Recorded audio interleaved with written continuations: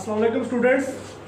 आज जो हमारा चैप्टर स्टार्ट किया है फिजिक्स का वो chapter number 10 simple harmonic motion and waves chapter 10 है।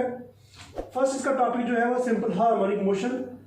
इसमें हम क्या डिस्कस करेंगे, what is the simple harmonic motion, वो है क्या, उसकी डिफाइन, वो साथ उसकी एग्जांपल्स जो कि हमारे कॉमन लाइफ में मिलती हैं, जो आपकी बुक में भी है, वो डिस्कस करेंगे।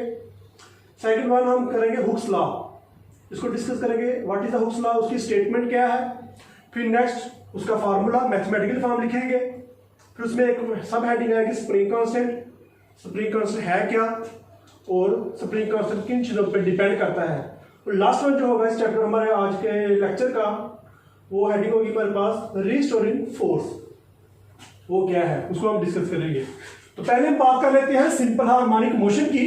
तो सिंपल हार्मोनिक मोशन सिंपल सी बात है, सिंपल सादा हार्मोनिक हार्मोनिक मोशन ऐसी मोशन जिसमें कोई भी ऑब्जेक्ट जो है वो मूव करता है। तो मोशन जो है, मोशन डिफरेंट पढ़ी हमने पहले 9th क्लास में जब डिस्कस की थी, वो पढ़ा था वाइब्रेटरी मोशन पढ़ा था, ट्रांसलेटरी मोशन पढ़ा था, फिर हमने रोटेटरी मोशन डिस्कस किया था, सर्कुलेटरी मोशन को डिस्कस किया था, रैंडम मोशन डिस्कस किया था।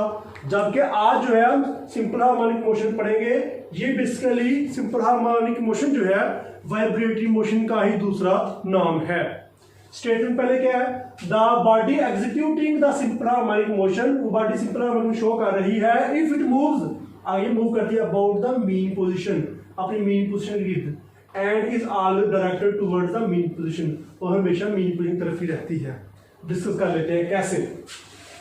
अगर हम लेट्स सपोज हम बात करते हैं कि एक हमारे पास स्प्रिंग है, स्प्रिंग जो है वो हॉरिजॉन्टल टेबल के ऊपर पड़ा हुआ है, हॉरिजॉन्टल टेबल के ऊपर स्प्रिंग पड़ा हुआ है। तो उसकी एक साइड जो है हमने फिक्स चीज से उसको अटैच कर दिया, जबकि दूसरी साइड जो है उसका मास m है।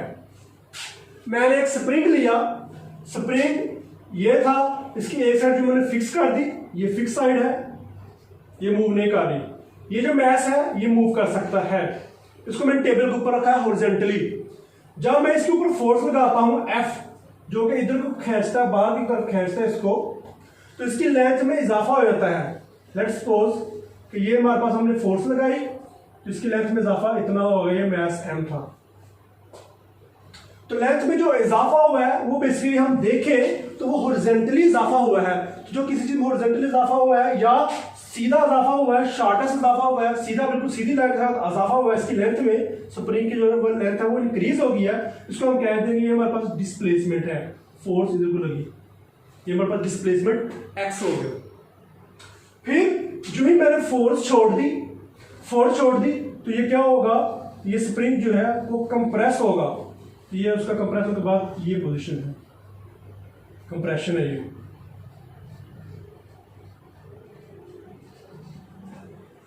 ये जो है ये एक्सटेंशन है।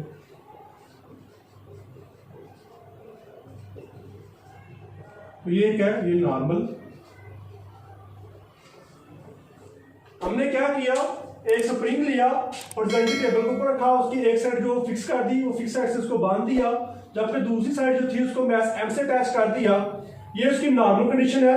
जब इस m के ऊपर हमने फोर्स लगाई, फोर्स लगाने के बाद इस मास को हमने खींचा टुवर्ड्स राइट साइड, तो इसकी लेंथ में इजाफा हो गया। तो लेंथ में इजाफा होगा, उसका हम नाम x दे दिया। तो हमने कहा बेसिकली ये डिस्प्लेसमेंट उसका इंक्रीज हुआ, फोर्स, ये इसकी एक्सटेंशन होगी, स्प्रिंग जो है वो एक्सटेंड हो गया। जब इसको छोड़ने के बाद क्या हुआ, इसकी कंप्रेशन होगी, ये पीछे की तरफ आया। तो जब तक इसके अंदर एनर्जी रहेगी उस वक्त तक ये मीन पोजीशन के इर्द गिर्द वाइब्रेट करता रहेगा। तो it is example of simple harmonic motion. तो सिंपल हार्मोनिक मोशन यही कहता है कि जब किसी बॉडी के ऊपर फोर्स लगने के बाद उसमें डिस्प्लेसमेंट का मोशन होती है, मोशन जो है वो हमेशा टुवर्ड्स मीन पोजीशन, वो मीन पोजीशन के इर्द गिर्द वाइब्रेट करता है। तो हमारे पास क्या था, the motion of mass attached to the spring is the example of simple harmonic motion। तो ये मीन पोजीशन थी, मीन पोजीशन के बाद हमने इसको फोर्स लगाई, ये उसकी वाली बेसिकली मैं लिख देता हूँ जब, तो नॉर्मल पोजीशन है वो क्या है इसकी, बेसिकली ये है उसकी मीन पोजीशन, ये उसकी है एक्सट्रीम, फिर ये भी जो है ये भी उसकी एक्सट्रीम। और ये था हमारे पास बेसिकली मास स्प्रिंग सिस्टम की एग्जांपल। दूसरी एग्जांपल जो है the motion of ball and ball system. Motion of ball and ball system, अगर मैं एग्जांपल दूं तो एक हम बॉल ले, ये मैंने बॉल ले लिया और ये जो सेंट्रल पोजीशन को मैंने कहा ये है उसकी मीन पोजीशन, एक मैंने ये पोजीशन मेंशन कर दी था। अब मैंने एक गेंद ली, एक छोटी सी गेंद ली, उसको इस पोजीशन छोड़ दिया, ये बॉल है,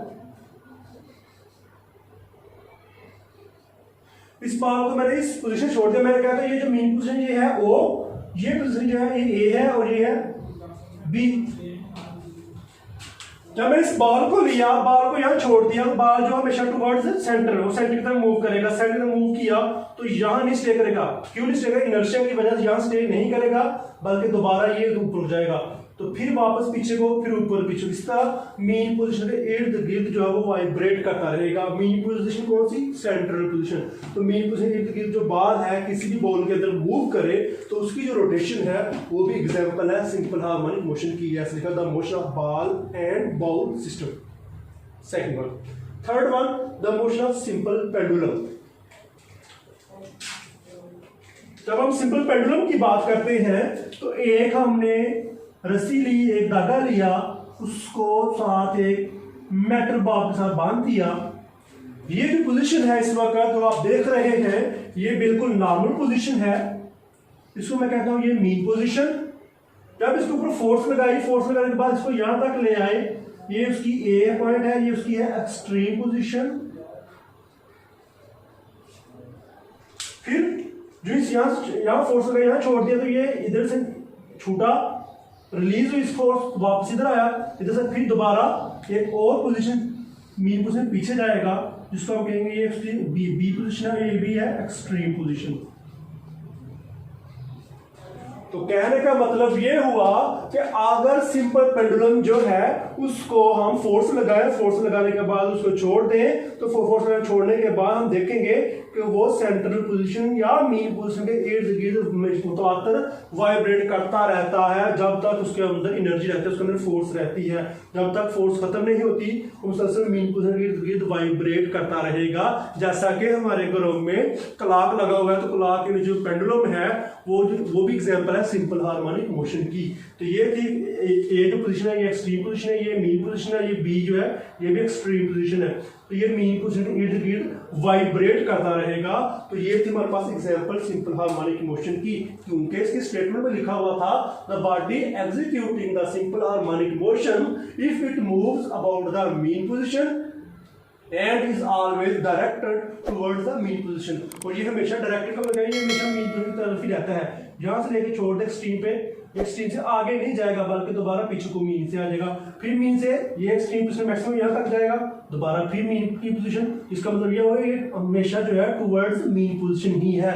तो ये जो एग्जांपल है हमारे पास, the motion of mass attached to the spring, the motion of ball and ball system, the motion of simple harmonic motion, the motion of simple pendulum, all the examples show the motion of simple harmonic।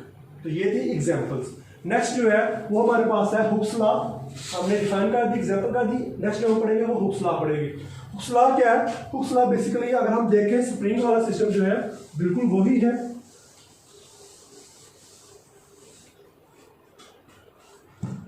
When a force applied on a body, it produces the displacement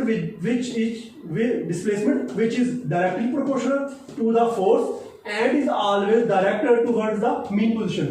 कहता है कि किसी body के ऊपर हम force लगाए, force लगाने के बाद वो बॉडी जो है कुछ डिस्प्लेसमेंट कवर करती है, कुछ डिस्प्लेसमेंट प्रोड्यूस करती है, और जो डिस्प्लेसमेंट जो है वो फोर्स के डायरेक्टली प्रोपोर्शनल होता है। मतलब कहने का ये है कि अगर ये जो हमारा स्प्रिंग है इसके ऊपर मैं फोर्स लगाता हूं टूवर्ड्स राइट साइड, अगर मैं इसके ऊपर राइट साइड फोर्स लगाता हूं तो इसकी लेंथ में इजाफा हो जाता है जो कि एक्स है।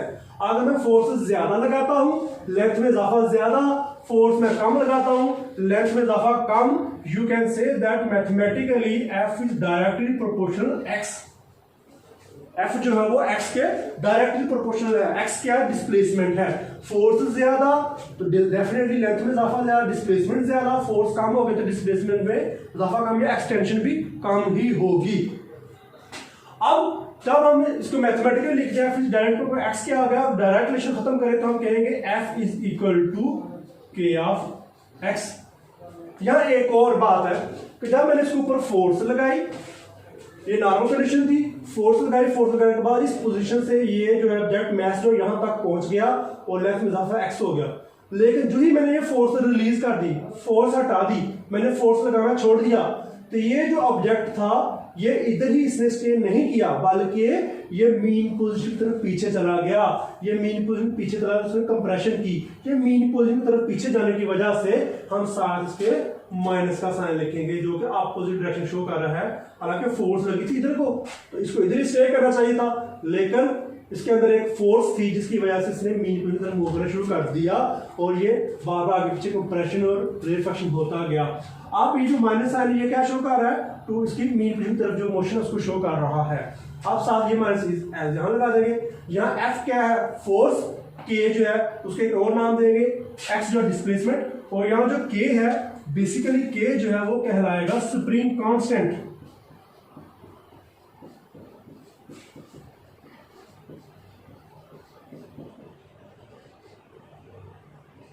के जो है बेसिकली स्प्रिंग कांस्टेंट है, और स्प्रिंग कांस्टेंट की अगर हम वैल्यू लें, हम जानते हैं, मैं दोबारा से क्वेश्चन को लिखता हूं इधर कि एफ इज इक्वल टू है माइनस के ऑफ एक्स। और न्यूटन के सेकंड लॉ के मुताबिक और किसी बॉडी की मास m है उसके ऊपर फोर्स लगे तो उसमें एक्सेलरेशन भी पैदा होता है। मिसाल के तौर पर ये बॉडी इसका मास m है, इसके ऊपर हमने फोर्स लगाई, फोर्स लगाने के बाद ये बॉडी इस पोजीशन पे आ गई तो इसने एक्सेलरेशन भी प्रोड्यूस किया। तो सो F इज इक्वल टू, जैसा कि हम जानते हैं F इज इक्वल टू होता है m a के इक्वल, तो हम F की वैल्यू पुट कर दें, m a will be equal to minus k of x। तो अगर हम बात करें यहाँ k की वैल्यू की, इसी क्वेश्चन के मुताबिक हम k की वैल्यू फाइंड करें तो हमारे पास आ जाएगा m a over x will be equal to minus k of x। तो ये माइनस साइन जो है बेसिकली ये डिस्प्लेसमेंट के साथ ही जाएगा, तो k की वैल्यू आ जाएगी। अब यहाँ एक पॉइंट आता है, what is the k basically जो वो है स्प्रिंग कांस्टेंट। k की जो वैल्यू डिपेंड करती है स्टिफनेस के ऊपर। स्टिफनेस क्या है,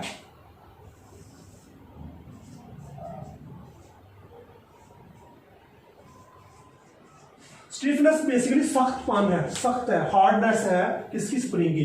अगर स्प्रिंग ज्यादा सख्त है, हार्ड है, तो बेसिकली क्या हो जाएगा, उसका डिस्प्लेसमेंट कम होगा, डिस्प्लेसमेंट कम होगा तो के की वैल्यू ज्यादा। अगर स्प्रिंग जो है वो स्टिफनेस उसकी कम है, सॉफ्ट है, इतना सख्त नहीं है, तो डेफिनेटली उसकी डिस्प्लेसमेंट की वैल्यू ज्यादा, डिस्प्लेसमेंट वैल्यू ज्यादा होगी, के की वैल्यू कम, जो कि मैथमेटिकली हम बता सकते हैं। एक्स क्या था, डिस्प्लेसमेंट था, डिस्प्लेसमेंट ज्यादा होगा, के की वैल्यू कम। डिस्प्लेसमेंट कब ज्यादा होगा, जब स्टिफनेस कम होगी, सॉफ्ट होगा। जब स्प्रिंग सॉफ्ट होगा उसकी हम ज्यादा उसको खींच सकते हैं, उसका डिस्प्लेसमेंट ज्यादा हो सकता है, डेफिनेटली डिस्प्लेसमेंट ज्यादा होगा, एक्स की वैल्यू ज्यादा, एक्स की वैल्यू ज्यादा तो के की वैल्यू कम, क्योंकि ये दोनों एक दूसरे का इनवर्स रिलेशन में है। तो हम क्या कहते हैं, if the stiffness is high then the value of K will be low, if the stiffness of the spring is low when the value of k will be high। अब इसी question को हम देखते हैं कि m a is equal to minus k of x है, इसको मैं दोबारा लिखता हूं as m a is equal to minus k of x. अब हमें एक्सेलरेशन की वैल्यू लेनी है कि जब हमारे पास ये जो स्प्रिंग था, स्प्रिंग में हमने खिंचाव की एक्सटेंशन की, एक्सटेंशन करने की वजह से हमने क्या कि इसकी लेंथ में इजाफा हो गया, डिस्प्लेसमेंट बढ़ गया। जब इसका डिस्प्लेसमेंट बढ़ गया तो डेफिनेटली डिस्प्लेसमेंट चेंज हुआ, तो वेलोसिटी चेंज हुई, वेलोसिटी पैदा हुई, वेलोसिटी चेंज होगी तो डेफिनेटली एक्सेलरेशन भी पैदा होगा। तो हम कहते हैं जो ए एम इधर मल्टीप्लाई हो रहा है, इधर आके आ जाएगा डिवाइड, तो इधर इसकी स्टेटमेंट कुछ इस तरह बनेगी मैथमेटिकली कि A will be equal to minus K बटा एम इंटू एक्स।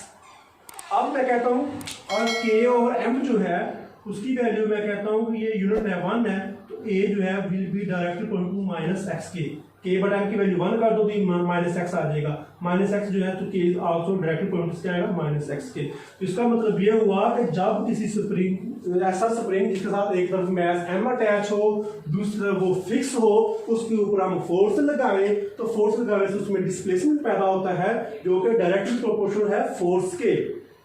और अगर फोर्स का डायरेक्ट डिस्प्लेसमेंट है उस दौरान जो एक्सेलरेशन पैदा होगा तो वो भी डायरेक्टली प्रोपोर्शनल डिस्प्लेसमेंट होगा। अगर डिस्प्लेसमेंट ज्यादा होगा एक्सेलरेशन ज्यादा, अगर डिस्प्लेसमेंट कम तो एक्सेलरेशन भी कम। जैसे डिस्प्लेसमेंट जो है वो मीन पोजीशन के गिर्द उसकी डायरेक्शन है, तो वैसे ही acceleration is always directed towards the mean position, फिर वो भी मीन पोजीशन के इर्द गिर्द मुताबिक चेंज होता रहेगा। ये था हमारे पास हुक्स लॉ। फार्मूला आ गया, इसका स्प्रिंग कांस्टेंट आ गया, उसके बाद factor on which value of के डिपेंड्स, वो भी मैंने बता दिया। वो स्टिफनेस जो है उसके ऊपर डिपेंड करते हैं फैक्टर ऑफ वैल्यू के। लास्ट जो टॉपिक है इसका वो है हमारे पास रीस्टोरिंग फोर्स। रीस्टोरिंग फोर्स इधर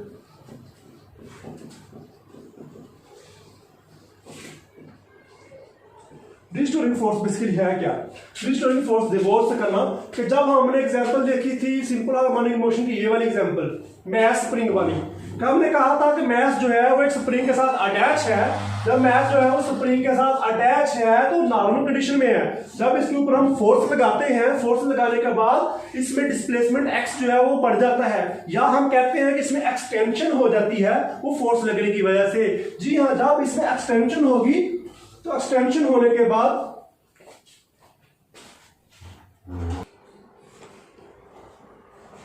जी हाँ, मैं दोबारा बोलता हूं, ये हमारे पास एक स्प्रिंग था, स्प्रिंग के साथ हमने मैस अटैच किया था एम, और दूसरा मैस जो है वो स्प्रिंग के साथ फिक्स था, और जब इसके ऊपर फोर्स लगाई तो इसमें एक्सटेंशन एक्स होगी।